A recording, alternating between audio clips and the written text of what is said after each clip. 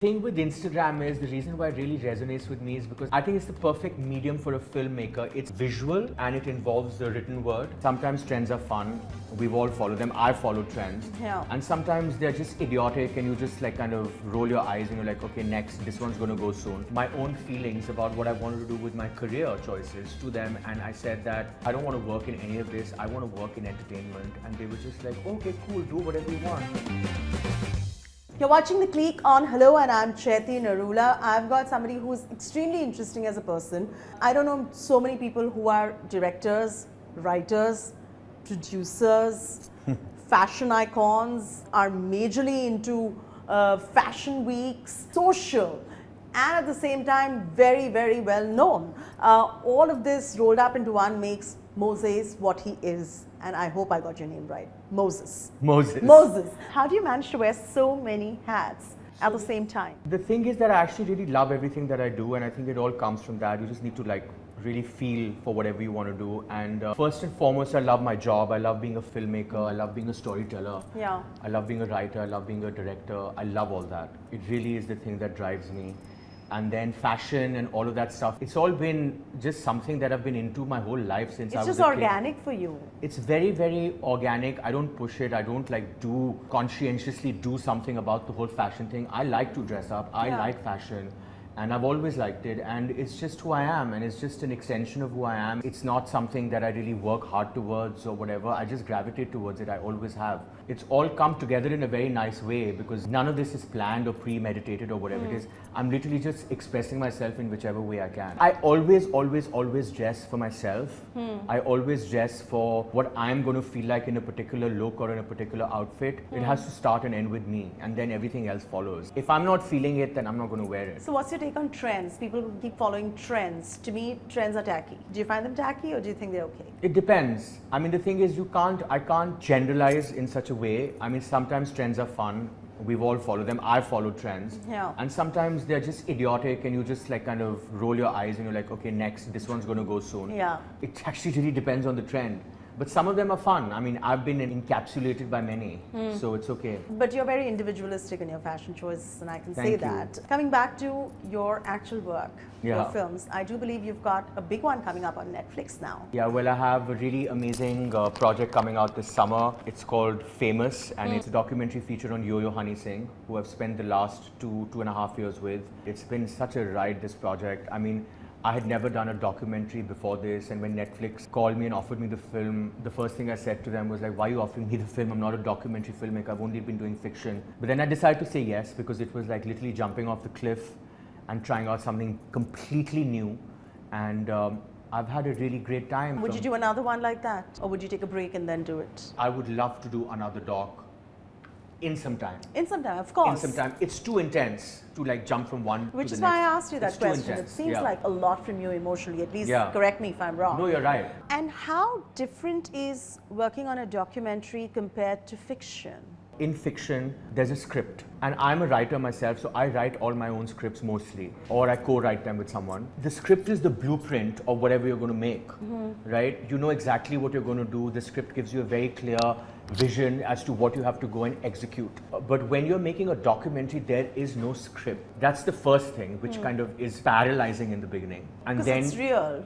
yeah, it's a very strange thing to work with, especially when you've only worked in fiction and only worked with scripts. And then the story, you have a gist and an idea of the kind of story you want to tell, but the story literally evolves as you go along, as you keep filming. Yeah. Different things happen, different twists happen, suddenly the story shifts, changes shape. What I understood was that in fiction, you create perfection out of control. Like you're controlling the situation and you can create perfection. Yeah. In documentary, you have to create perfection out of spontaneity, which is way more Way challenging, tougher. but way more rewarding, because suddenly something beautiful happens and it's just happened in the moment and you're just like, wow. You were also working in the music industry in New York. Yeah, yeah. How? And Well- what happened? Like, it's just so many hats that you wear. The expression that comes out is, wow, how does he manage to do so much? Well, that was my second job after college. I went to college in the States. I went to Tufts University in Boston, and where I studied political science and English. And then I moved to New York to work, because I wanted to live there for a few years after college. I come from a very different background, and it's an industrialist family and all that stuff. So I think everyone from my generation, my brother and my cousins and everyone, we were all just expected to like kind of work in the family business. Do And your that's what I MBAs? thought that I would do. Do your MBAs? No, I just finished my bachelor's, but I was meant to work in finance and in all of those things, and then kind of go for an MBA afterwards. And I moved to New York, and I was going for all these job interviews that were like with big financial institutions and investment banks and all of that stuff. And I was like, okay, this is just not happening for me. I was just not feeling it. I was actually feeling like I'm doing something really wrong with myself. You feel a bit stifled, right, when you're pushed into that box? It wasn't even For a pushed creative into person, it. Was, for a creative person, it's like... No, it was very stifling, but I was never pushed into it. I just kind of followed the family path. Yeah. Right? And then I remember calling up my parents. I was standing at the corner of 64th and Park in New York, and I called up my parents and I told them, I need to tell you guys something. This is the first time I had ever voiced my own feelings about what I wanted to do with my career choices to them. And I said that I don't want to work in any of this. I want to work in entertainment. And they were just like, okay, cool, do whatever you want. And they were so amazingly normal and chilled out about it that it was like kind of anticlimactic for me, because I was expecting some sort war. of a pushback. Yeah, but it was nothing like that. Yeah. And my father just said that you have to figure it out on your own, because we don't come from that world and you have to do this on your own. And I said, I'll do it. So And you did figure it out. I did. I looked around for a job, and my first job was with one of the top publicists of New York City at that time. Her name is Nadine Johnson, and she was like handling every cool brand and person and restaurant and bar and whatever. So I worked with her, but I realized that PR is really not my thing. And then I eventually got a job working with a record label, and I lived in New York for 5 years after that. I worked with them for five years, and I had the most incredible time of my life. You did Zuban in 2016 that opened at the Busan Film Festival in that South It was Korea. let me just add a few things there. It is the only Indian film thus far to open the Busan Film Festival. And you did that with Vicky Kaushal starring in it. Yes, Vicky was in the film, and Sarah Jane Dyers, and Guneet and Mom. Sikhya produced it. Yeah. Okay, Sikhya. Yeah. So Famous is my second production with them. And what's the genre that you're most interested in? And what would you like to do? Or you're manifesting that, oh, maybe I'm known for this particular genre and I'm manifesting doing this particular genre now. So the thing is, I've discovered this about myself. I didn't know that this is what I love.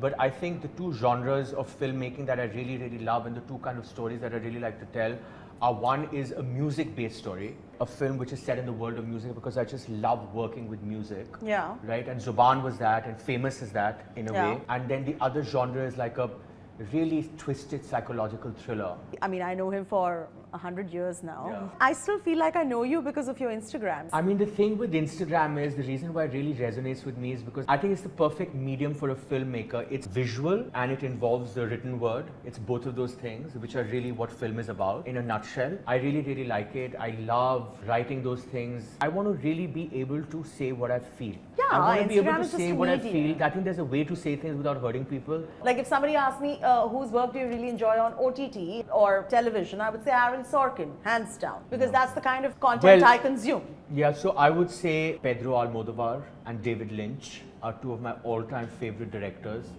But there are more. But their work is just so spectacular to me. I can't even begin to tell you. I'm like, how do these guys pull off these stories with so much deftness, so effortlessly? Oh, I don't even know. I'm just like so humbled every time I watch their work. It's so amazing. And I really, really hope that one day I'm able to make at least one film in my entire filmography which makes me feel that way about my own work. So Wow, that's quite a thing to say. And we're 2:45 sharp on Oh the my clock, God. and I have we're to go for done. my But writer's thank room you. meeting. Thank you Thank so you. much, Moses, That was for really coming fun. by. But No, thank you not for at being all. on the show. We really appreciate it. Thank you so much.